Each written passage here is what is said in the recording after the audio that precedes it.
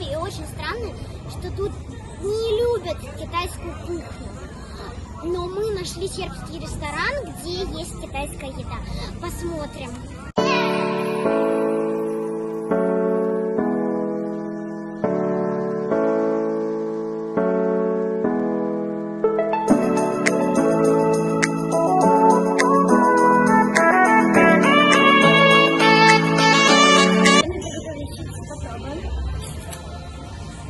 Как в магазине.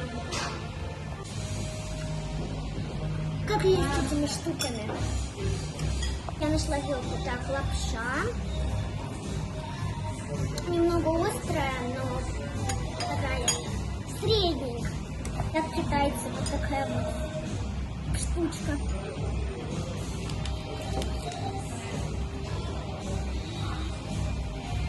Они копировали наггетсы из Макдональдса.